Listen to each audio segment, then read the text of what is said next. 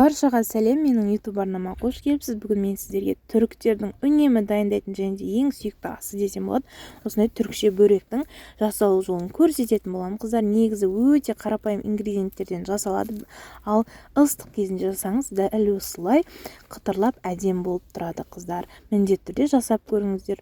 Ең алдымен біз қамырды жасаймыз. Қамыр жасау үшін жылы суға, міндетті түрде жылы суға тұзды салып, тұз ерігенше жақсылап араластырып жүреміз.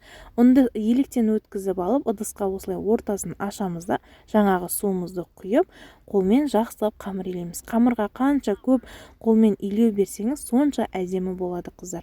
Басы бірікті деп қоя салуға болмайды. Қамырды қолмен және білекпен жақсылап илеп, әдемі осындай қамыр шығу керек. Қамырдың бетін жауып, тындырып қоямыз. Ол кезде начинкасын дайындайық.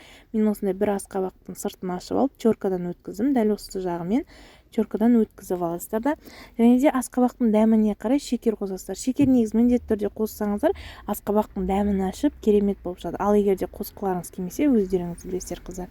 Енді осындай 3 пиязды жақсылап турап, майдалап турап асқабаққа салатын боламыз. Үстінен тұз, бұрыш, қара бұрыш, қызыл бұрыш дәміне қарай қосасыздар, қыздар. Кейіннен кәдімгі маргаринді немесе сары майды ыстық күйінше ерітіп пияздың үстіне құясыздар. Сол кезде пиязы кішкене өліп, дәмі әдем болады. Тынып демалып тұрған қамырымызды алып 2 бөлікке бөлеміз де, тағы да әдемілеп зуалаша етіп, тағы да 5-10 минутқа әдемі жайылу үшін тындырып қоямыз. 5-10 минуттан кейін алып, өте жұқа қылып, бірінші қолмен, кейіннен оқтаумен жаймыз. Қыздар, барынша жұқа етіп жаюға тырысыңыздар, сонда қамырларыңыз әдемі болып піседі. Піскен кезде де жұқа етіп жайылған қамырдың үстіне ерітілген сары майды бір келке етіп, барлық жеріне бірдей етіп жайып шығасыздар, қыздар. Жағып, қолмен болса қолмен, немесе мен сияқты арнайы щеткамен жақсаңыздар болады. Кейіннен жаңа начинкамызды дәл осы видеода көрсетілгендей етіп, шетчектеріне дөңгелектеп жайып шығасыздар. Одан кейін осылай дәл осы видеода көрсетілгендей етіп орап шығыңыздар, қыздар.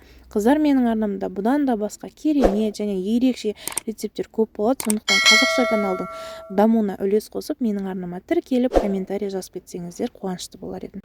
Қамырды орап болғаннан кейін, домалақ болып тұрғаннан кейін оны кесіп, кескен жерімізді міндетті түрде бекітіп шығамыз, өйткені суы сыртқа қарай шығып кетпеуі керек. Кейіннен табаға пергамент қағазын қойып, осылай дәл осылай орналастырып шығамыз. Үстінен жұмыртқа жағамыз, немесе айран жақсаңыздар да болады, қыздар. Үстіне күнжіт немесе мак себесіздер, өз қалауларыңыз бойынша. Кейін печкаңыз әркімдікі әртүрлі болғандықтан, сіз самсаны қандай градуста пісіресіз, дәл сол градуста пісірсеңіз болады. Мен өзім 220 градуста 30-25 минуттай пісірдім, қыздар. Міне өте керемет болып шыққан, қытырлақ болып тұрады. Ал кейін суығаннан кейін жесеңіздер де өте жұмсақ болады ішкі жағы, қыздар. Ал міне кесілген түрінде көрсеттім. Міндетті түрде арнама жазылып, видео ұнаған болса комментарий жазып кетіңіздер.